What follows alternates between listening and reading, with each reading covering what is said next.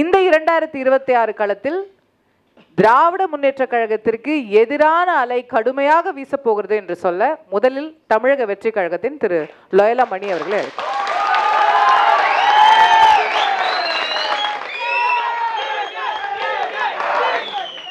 2026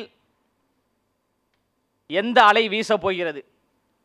திமுக அலை வீசுகிறதா, இல்லை திமுகவுக்கு எதிர்ப்பான அலை வீசுகிறதா என்ற அடிப்படையில் தலைப்பு வைத்திருக்கிறார்கள். 2026 மட்டும் கிடையாதுங்க, 2021 திமுகவுக்கான எதிர்ப்பு அலை தமிழ்நாட்டில் வீசிக்கொண்டுதான் இருக்கிறது. தமிழ்நாட்டில் 2 அலைகளுக்கு இடையேதான் போட்டி. ஒன்று திமுக எதிர்ப்பு அலை, மற்றொன்று தாவேக ஆதரவு அலை. தாவேக ஆதரவு அலை என்பது வெற்றி தலைவர் அண்ணன் தளபதி விஜய் அவர்களுடைய ஆதரவு அலை. திமுகவுக்கு எதிர்ப்பான அலை என்று பொதுவாகலாம் நான் சொல்லலை. 504 வாக்குறுதிகளை சொன்னாங்க. அந்த வாக்குறுதிகளை நிறைவேற்றினார்களா என்று கேட்டால் கிடையாது.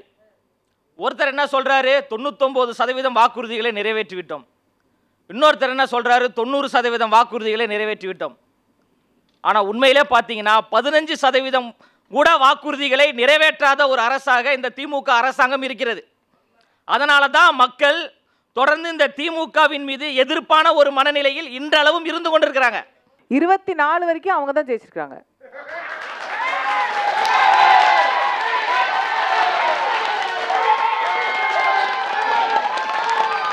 தமிழக வெற்றி கழகம் இப்பொழுதுதானே வந்திருக்கு. 2026 சட்டமன்ற தேர்தல் என்பது 2026 சட்டமன்ற தேர்தல் என்பது தாவேகாவிற்கும் திமுகவுக்கும் இடையே நடக்கக்கூடிய அரசியல் போர். 2026 சட்டமன்ற தேர்தல். அந்த தேர்தலிலே 2026 சட்டமன்ற தேர்தலில் திமுகவை வெல்ல சொல்லுங்கள், பார்ப்போம். தமிழ்நாட்டில் நேரடி போட்டி தாவேகாவா திமுகவா? 75 ஆண்டுகள் பவள விழா கொண்டாடிய திமுகவை தமிழ்நாட்டில் வீழ்த்தக்கூடிய ஒரே தலைவராக அண்ணன் விஜய் அவர்களும் தமிழக வெற்றி கழகமும் இருக்கு. மக்களுடன் ஸ்டாலின் என்று ஐயா அவர்கள் சொல்றாங்க.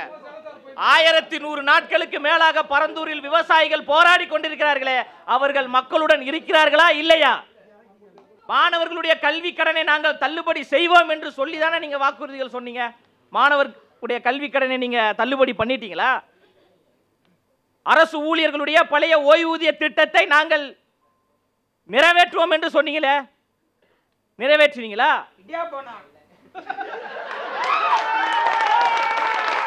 அனைத்து தாய்மார்களுக்கும் 1000 ரூபாய் நாங்கள் கொடுப்போம் என்று சொன்னீங்களே, எல்லா தாய்மார்களுக்கும் நீங்க கொடுத்தீங்களா?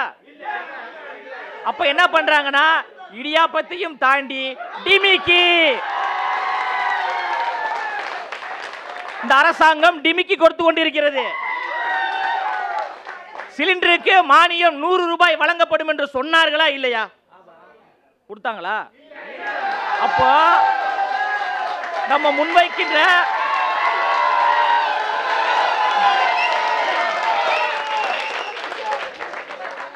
எழும்பூர் சட்டமன்ற உறுப்பினர் அண்ணன் பரந்தாமன் அவர்களை வருக வருக என்று வரவேற்கிறோம். இந்த அரசுக்கு எதிராக நாள்தோறும் மக்கள் போராடி கொண்டிருக்கிறாங்க. தூய்மை பணியாளர்கள் போராடுறாங்க, பகுதி நேர ஆசிரியர்கள் போராடுறாங்க.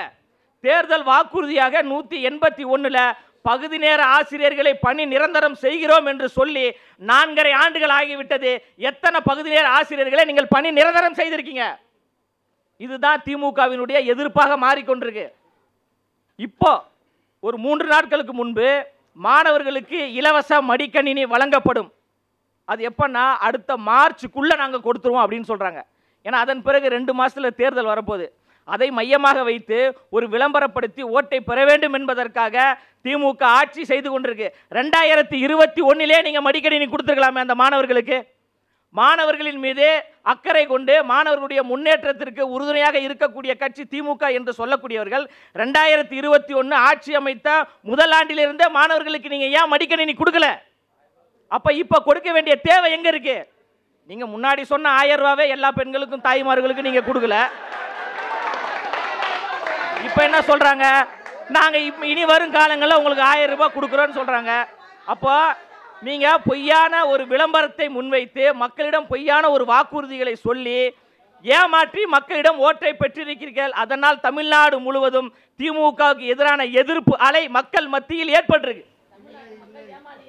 இல்ல, ஏமாளிகள் என்பதை நீங்க பார்க்க தான் போறீங்க. 2021 நாங்கள் ஏமாளிகள் கிடையாது, இனி திமுகவிற்கு நாங்கள் ஓட்டு போட மாட்டோம் என்று 2026 தேர்தலில் மக்கள் தகுந்த பாடத்தை கொடுக்கத்தான் போகிறார்கள்.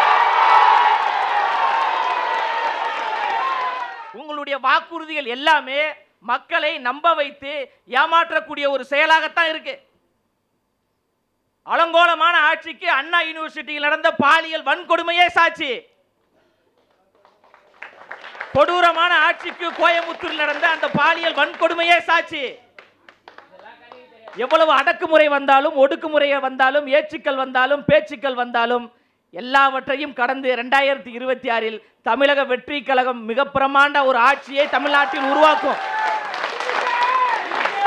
நாங்க எதையுமே வாய்க்கு வந்ததை எல்லாம் சொல்லல, பொதுவாக எதையும் சொல்லல. 504 வாக்குறுதிகளில் இந்த வாக்குறுதிகளை நீங்கள் நிறைவேற்றவில்லை என்பதை நம்ம சொல்லியிருக்கிறோம். 4.5 ஆண்டுகளாக மௌனமாக இருந்துவிட்டு தேர்தலுக்கு இன்னும் 6 மாதம் இருக்கின்ற பொழுது அவசரமாக நீங்கள் நிறைவேற்ற வேண்டிய தேவை எங்கு இருக்கிறது? 2 மாதத்திற்கு ஒரு முறை மின் கணக்கீடு முறையை மாதம் ஒரு முறை நாங்கள் கொண்டு வருவோம் என்று சொன்னீங்க. 4 ஆண்டுகள் ஆயிடுச்சு, நீங்க இன்னும் செய்யல. இதனால தமிழ்நாடு முழுவதும் இருக்கின்ற தாய்மார்கள் மத்தியில், தமிழ்நாடு முழுவதும் இருக்கின்ற தூய்மை பணியாளர்கள் மத்தியில், தமிழ்நாடு முழுவதும் இருக்கின்ற அரசு ஊழியர்கள் மத்தியில், தமிழ்நாடு முழுவதும் இருக்கின்ற விவசாயிகள் மத்தியில், தமிழ்நாடு முழுவதும் இருக்கின்ற மாணவர்கள் மத்தியில், அனைத்து தரப்பு மக்கள் மத்தியில் திமுகவின் மீது மிகப்பெரிய அளவில் எதிர்ப்பு அலை வீசிக்கொண்டுதான் இருக்கிறது. அதனால்தான் திமுகவும் வேண்டாம், அதிமுகவும் வேண்டாம், தமிழ்நாட்டில் ஒரு மாற்று சக்தியாக, பிரைமரி போர்ஸாக, முதன்மை சக்தியாக, கரிஸ்மேட்டிக் லீடராக வரக்கூடிய அண்ணன் விஜய் அவர்களே தமிழ்நாட்டின் முதலமைச்சராக மாற்றுவோம் என்ற மக்கள் தன்னியல்பாக குடும்பமாக கூட்டமாக வருகிறார்கள். உடனே அவங்க கரூர் இன்சிடென்ட்க்கு போயிடுவாங்க. பாதுகாப்பு கொடுக்க வேண்டியது நீங்க கொடுக்கல. உடனே கரூர் சரி தேங்க்யூ. அண்ணா அவர்களுடைய வழியில் நம்ம சொல்லிடுவோம், வாழ்க வசவாளர்கள். நீங்கள் விமர்சனம் செய்து கொண்டே இருந்தாதான் நாங்கள் வளர்ந்து கொண்டே இருக்க முடியும். பொதுக்குழுவில் தலைவர் அவர்கள் வெளிப்படையாக தைரியமாக சொல்லிட்டாரு. சில பொய்யான அவதூறுகளை ஆளும் கட்சி செய்தது, இவர்கள் அதிமுகவோடு செல்ல போகிறார்கள், பிஜேபியோடு செல்ல போகிறார்கள் என்று. அதிமுகவோடு பிஜேபியோடு ஒருபோதும் தமிழக வெற்றி கழகம் கூட்டணி கிடையாது. தமிழக வெற்றி கழகத்தின் தலைமையில் தான் கூட்டணி. ஆட்சியிலும் பங்கு, அதிகாரத்திலும் பங்கு கொடுத்து உண்மையான சமூக நீதி ஆட்சியை, உண்மையான சமத்துவ ஆட்சியை தமிழ்நாட்டில் நிலைநிறுத்தக்கூடிய ஒரு கட்சியாக தமிழக வெற்றி கழகம் இருக்கிறது. எனக்கு அடுத்து அண்ணன் பரந்தாமன் அவர்கள் பேசுவார். மிகவும் மரியாதைக்குரியவர், அண்ணன் அவர்கள் மீது அன்பு கொண்டவன். அண்ணன் அவர்கள் எனக்கு நல்ல பழக்கம், பேசக்கூடியவர் தான். அண்ணன் அவர்கள் பேசும்போது சொல்லணும், 2026 திமுக ஆட்சி அமைத்தால், அமைக்க மாட்டாங்க, அமைச்சால்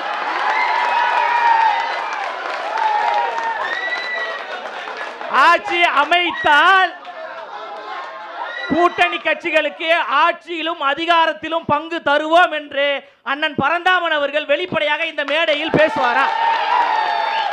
ஆனா நான் சொல்றேன் தமிழக வெற்றி கழகத்தின் சார்பாக கூட்டணியில் அங்கம் வகிக்கக்கூடிய கூட்டணி கட்சிகளுக்கு ஆட்சியிலும் அதிகாரத்திலும் நாங்கள் பங்கு கொடுப்போம் என்று என்னால் சொல்ல முடியும். அதனால திமுக கட்சியை சார்ந்தவர்களுக்கும் ஆதரவாளர்களுக்கும் ஒன்று சொல்லிக் கொள்கிறோம், இவர்களை பிஜேபி இயக்குறாங்கன்னு எங்களை யாரும் இயக்கவில்லை. தமிழ்நாட்டு தாய்மார்களும் தமிழ்நாட்டு மக்களும் எங்கள் தலைவரை இயக்கி கொண்டிருக்கிறாங்க.